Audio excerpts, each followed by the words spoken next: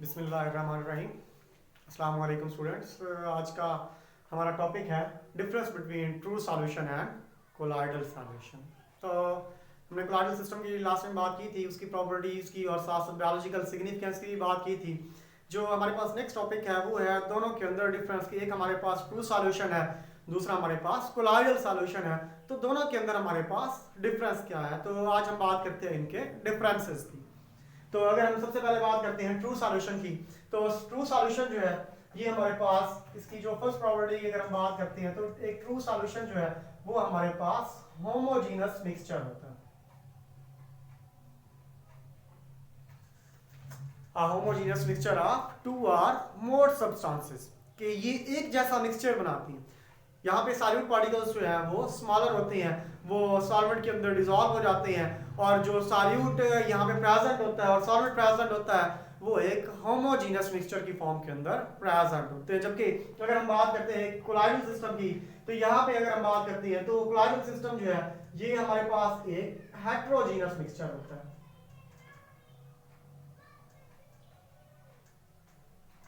A heterogeneous mixture in which solute particles are larger than molecules or ions but cannot be seen by the naked eye। तो यहाँ पे ये क्या होते हैं कि मॉलिक्यूल्स जो आयंस की निस्बत जो पार्टिकल्स होते हैं वो लार्जर होते हैं, लेकिन फिर भी हम उन्हें अपनी आंख से नहीं देख सकते। लेकिन दोनों के अंदर अगर हम सॉल्यूशन की बात करते हैं तो ट्रू सॉल्यूशन यहाँ पे क्या करता है कि होमोजीनियस मिक्सचर की फॉर्मेशन करता है, जबकि कोलाइडल सॉल्यूशन जो है वो यहाँ पे हेट्रोजीनियस प्रॉपर्टीज जो है वो शो करता है। तो ये हमारे पास यहाँ पे इन दोनों के अंदर एक डिफरेंस है।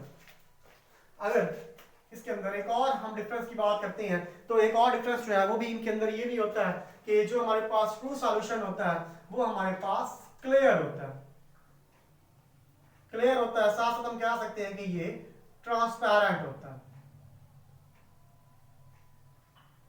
क्योंकि यहाँ पे जो मिक्सचर होता है वो होमोजीनस होता है। होमोजीनस मिक्सचर के रिजल्ट के अंदर सॉल्यूट और सॉल्वेंट पार्टिकल्स जो है वो मतलब एक दूसरे के अंदर एक जैसी फॉर्म के अंदर ही यूनिफॉर्म के अंदर यूनिफॉर्म की मतलब एक यूनिफॉर्म प्रॉपर्टी जो है वो शो कर रहे होते हैं। तो वो हमारे पास क्या होता है, क्लियर होता है और साथ साथ ट्रांसपेरेंट होता है। जबकि अगर हम बात करते हैं यहाँ पे कोलाइडल सिस्टम की, तो कोलाइडल सिस्टम जो है हमारे पास उसकी जो अपीयरेंस होती है वो क्लाउडी होती है।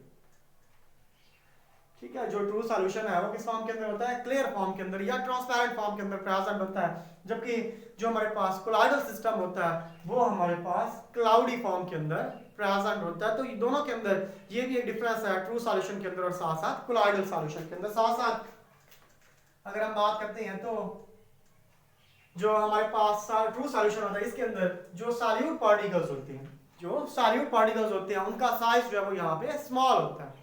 ठीक है, यहाँ पे जो सॉलिड पार्टिकल्स का साइज होता है वो लेस देन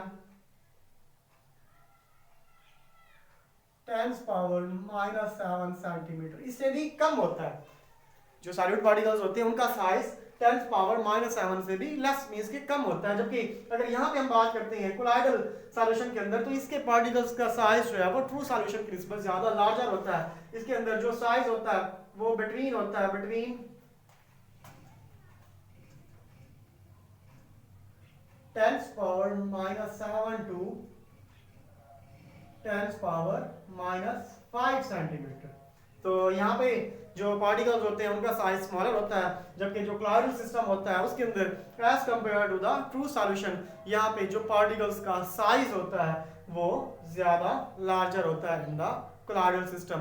तो ये भी दोनों के अंदर एक डिफरेंस है। इसके साथ साथ अगर हम बात करें एक और अगर हम डिफरेंस की बात करें तो जो ट्रू सॉल्यूशन, क्योंकि ये क्या होता है ट्रांसपेरेंट होता है, क्लियर होता है, तो ये लाइट को डिस्पर्स नहीं करता, to not disperse the light. कि सॉल्यूशन हमारे पास ट्रू सॉल्यूशन प्रेजेंट है, हम उससे लाइट को पास करते हैं, तो जब यहाँ से लाइट पास होती है तो लाइट पास होने की जरूरत के अंदर कोई इससे डिस्पर्स नहीं होती, मींस कि आगे जाके फैलती नहीं है, क्योंकि ये कैसा होता है हमारे पास क्लियर और ट्रांसपेरेंट होता है, मॉलिक्यूल्स का साइज जो है वो भी स्मॉल होता है, तो ये लाइट को डिस्पर्स नहीं करता। जबकि अगर हम कोलाइडल सिस्टम के अंदर बात करते हैं तो ये लाइट को डिस्पर्स करता है। Light is dispersed in the colloidal system.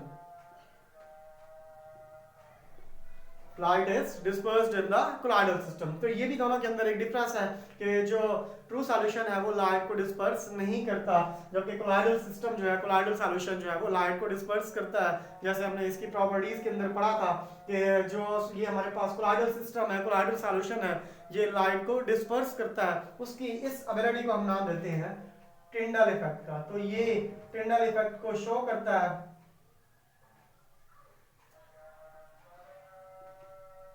It shows the Tyndall effect, ये शो करता है। जबकि अगर हम ट्रू सॉल्यूशन की बात करते हैं तो एक ट्रू सॉल्यूशन जो है वो टिंडल इफेक्ट को शो नहीं करता।